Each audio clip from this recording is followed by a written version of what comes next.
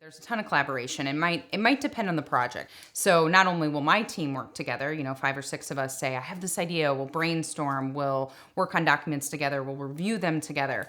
We'll present them to my boss before they go out to the broader organization. But we also might bring in subject matter experts. So not even with our internal team, I said I lead a team of 6, but we have a broader team of 14, not even collaborating internally with that group, but also with the client, right? Like, what do you think the issues are? What do you want to make sure we address? Collaboration's a big part of that.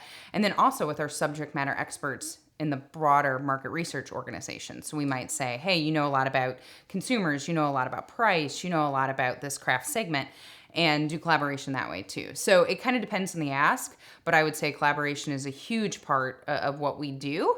There are certain projects and tasks that you do kind of on your own, but for the most part, there's a ton of collaboration.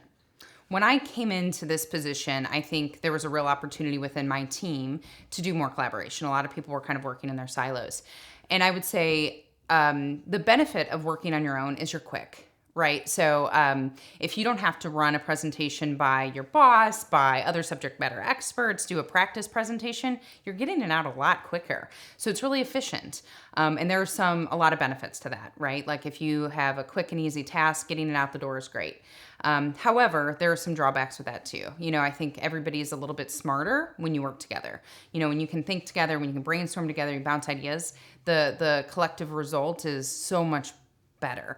I think the hard part is picking and choosing when you do one and when you do the other, because it can be a challenge if every time we get a question from the client, I'm having my team spend weeks on a project collaborating, having different people review it. That can really slow us down, and that's not always the best choice. But if we're presenting to the CEO or if we're presenting to the broader marketing organization, we want to put the best foot forward that we can. And I think in those instances, it's certainly better to collaborate. Two heads better than one kind of idea.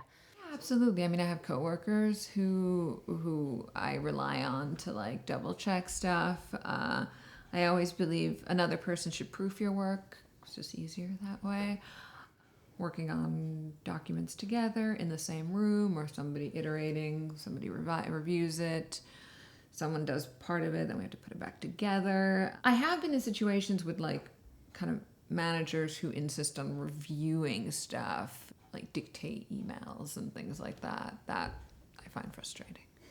I'm more of a divide and conquer type collaborator. Like, let's talk about it, let's divvy up, and then let's get back together. As opposed to all of us at the same time, let's all sit in a room and talk until it's done. Once in a while there's collaboration in terms, because I lead traders.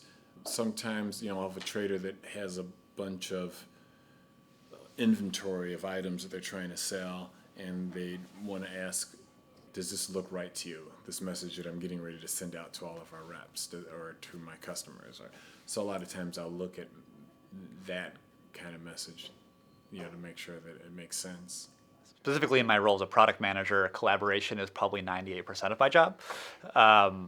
Is that most of my job is acting as a bridge between different parts of the organization, is connecting the developers to customer support, to sales, to all of our departments, such as upper management as well, to make sure that I'm translating between them in a sense. We talk about different voices between different teams, is being able to translate a developer's details to be able to be read by upper management is really important.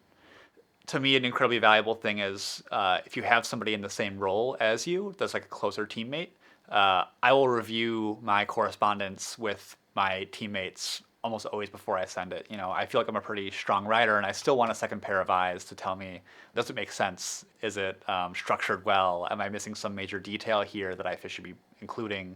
Do I have too much detail here? All those things are important to know. And being able to, as great of a writer as you might think you are, having someone look at it that's not in your own head is really important to making sure that you're giving the right message. Working collaboratively is definitely a case-by-case basis, because on the surface, or just sort of like at the entryway of whatever will be a collaboration, there's an opportunity for whatever that is. And I think that, definitely more heads are better than one. I found, like, in a lot of times that I've worked on my own on something, I can be caught in my own vacuum, or stuck in a feedback loop of negativity or unconstructive sort of like criticism or whatever. That doesn't keep the project moving forward or keeping it fresh. And, generally I think a new set of eyes is useful. Of course, the pendulum can swing the other way, and, the person you're working with is, obstinate, or they have what is, I think objectively a bad idea about whatever the direction needs to be. But, that's just the nature of creating and working collaboratively. It's just, you kind of deal with it. It's kind of impossible to not like design collaboratively, but you at least sort of have to with the client, because they're ultimately the customer, and so they kind of know, even though they don't know how to articulate what it is that they want, they know what they want, and so you have to kind of satisfy that, as well as satisfying whatever the right solution is for the problem. We do collaborate with each other. I mentioned before, we have, I think, a very complementary set of skill sets. We all have different areas of expertise, so, and people recognize that. And so we do, as far as actually putting presentations together, more often than not, that's an individual task, but a lot of times it's not. And just recognizing that other people have a different perspective is valuable. So if somebody else is looking at something and they don't understand it, well, that's a really good opportunity to think about, well, will my audience really understand this or not? Or can I make this more intuitive for somebody who doesn't have the same skill sets that I do?